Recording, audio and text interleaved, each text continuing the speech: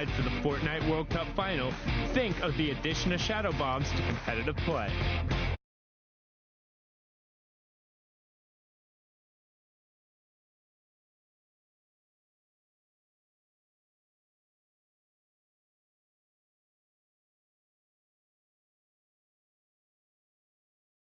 Maybe even better in my opinion. You can get your position wherever you want to, especially end zone. People don't expect it. A little bit of HP left. You're gonna pull it. It's a must carry. You know, when that zone pops and you're super far, you can pop a shadow bomb and just get to the next zone. It's great. I love them. Shadow bombs are amazing. Like, I reckon that's like one of the best things they've brought out so far, because you could just sneak into someone's box or like get high ground or like go low ground without taking damage. There's moments where people clutch up, like very end game, like they might not have mats. And the Mr. Savage play where there's a hill and you went up it with the shadow bomb, it was just crazy. They've got to go up the side of the mountain, and it's shadow bomb time. He's deciding to take storm damage. Yes, Mr. Savage! Oh my God! Oh my goodness! What a play! The best shadow bomb use I've ever seen! Mr. Savage M rising to the top of the mountain. Thanks for watching, and hopefully you learned a thing or two. What's the best way you've used a shadow bomb? Send us clips using the hashtag Fortnite World Cup, and we'll see you guys on the battle bus. Or maybe not, if you're in shadow form.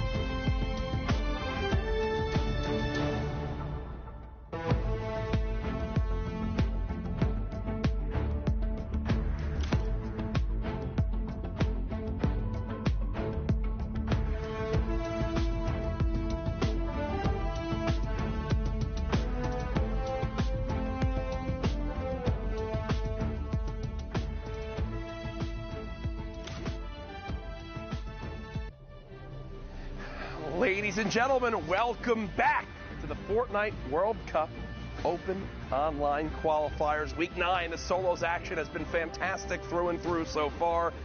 We've covered Europe. We're midway through NA East. And I know you don't want to see me. You want to get back into the action. So guess what? We've got two great casters for you, Sundown and Monster D-Face.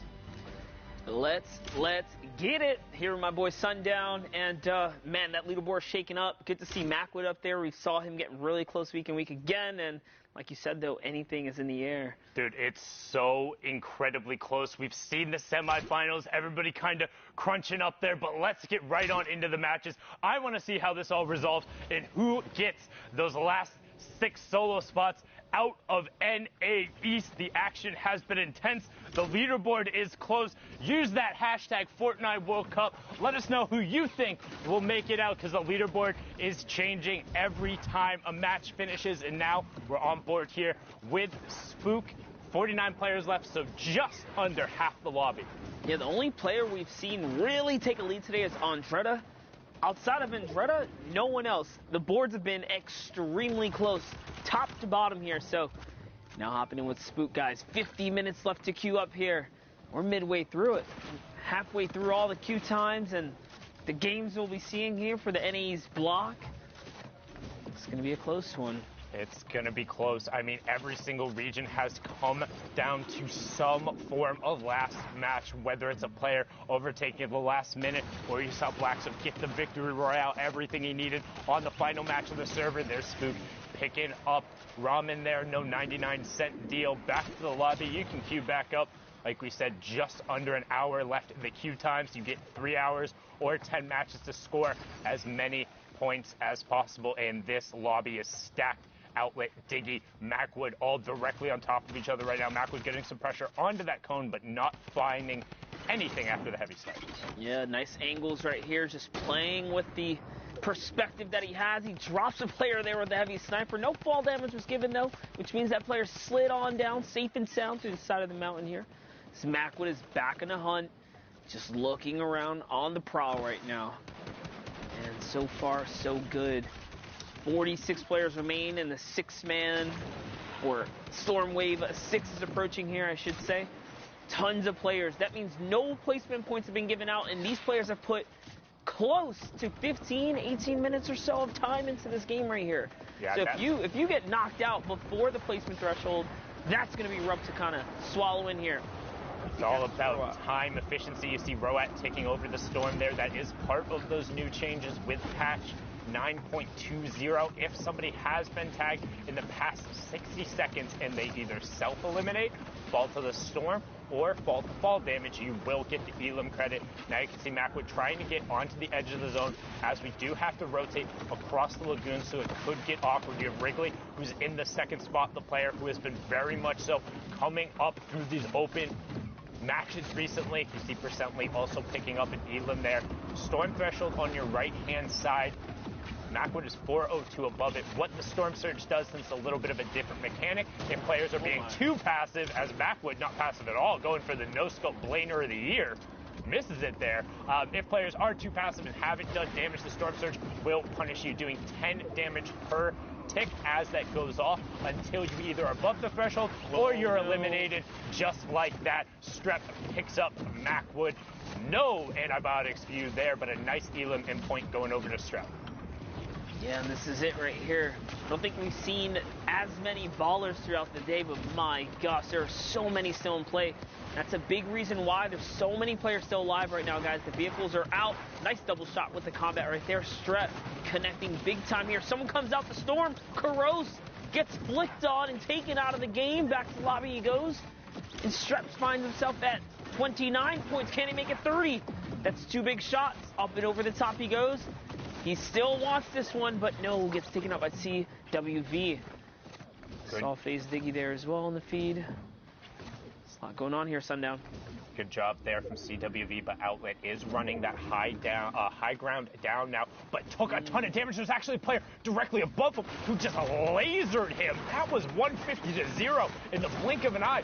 Now you have Neferux of Luminosity Gaming. We're inside the top 25%. Still up. Demo still up. Neferux still up as well. Outlet just got beamed. Neferux is going to edit out, pop the shadow, and get over to the far side. Will need to about face as he does get blocked into the player's build, opting to go around it and build just over. Nice little ramp for the separation. Fox picks up Vic Jesus, so he's going to go down. You see defensive traps put in place by the player next to Neferux. Tech gets K's, and we're getting closer and closer to top 15. Fox is now out. Double edit, and he got it. Demo's in. Oh, he gets both of them. Shaz and Demo go right down. The combat. The fire rate! And it gets him into the top 15, and it gives him a shadow bomb. That is a massive 4-point swing and could potentially end up being more for Neferux. He had 0 materials as well. This really puts him back in the game here, guys. It was all looking so grim as Neferux is now looking to find tendons. Will he be able to connect here? He's got the traps out. He finds someone down in the water. He could still commit here, and he does. Tendons goes down. He doesn't have any shield, though. Good job sticking with that. Saw that Tendons was over the side. Got his Elam kind of poached away from him there, but manages to stay with it. Saw where the tracer fire was and identified the player. Now on 31 points. 7 players remaining. Wrigley, who we just saw, was in that top 3, directly above him. You have Lyricid, 2 above him. As Sicko does pick up B-Hegs, and Neferux looks for the double edit. He has no more mats, so nothing doing with the launch pad. Will he find another sick double from Neferux? Can he make it a triple? He's looking. He needs to get back in the Storm Zone. He does. Shots coming out. Shots from the player above. Double edit. Loses it. Wrigley picks it up, but can Wrigley find the zone? He did get the siphon. He needs to circle back around, and he found it, but there's tons of natural building here. Spook, that everything is for him. Has 6 builds, not a ton going on here, but has the high ground. Everyone moving over. HP advantage was to him. Wrigley caught every one of those pellets with his face, but a good individual effort pushes Spook up to 34 points. 70 limbs, victory royale. Solid game for Spook right there, picking up a 17-point game. That's how fast you can go from the teens right up into the 30-point bracket, putting you in contention for top 5, making your way to New York City Finals. But man, Nefrox, he had crazy play there with the double edit down. I thought it was all over. This one here, guys. Always Hudson Park. Little action right here.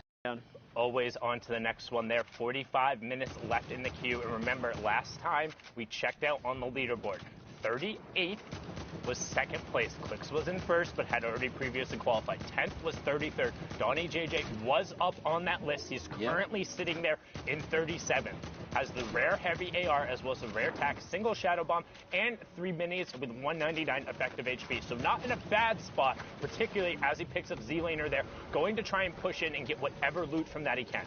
Yeah, it was a nice little pick right there, but a little hiccup right there as we kind of catch up here. He is going for the loot. It's going to be risky. He steps right next to Parallel Tree's box. Cannot step into those walls. That was clearly a mistake there. And he got him with the flint. And one thing you notice there, as Trey poked out, it kind of messed him up because the flint pushed him into the corner of the box. He missed his first shot because of that. Might have been able to win the trade, but wasn't enough.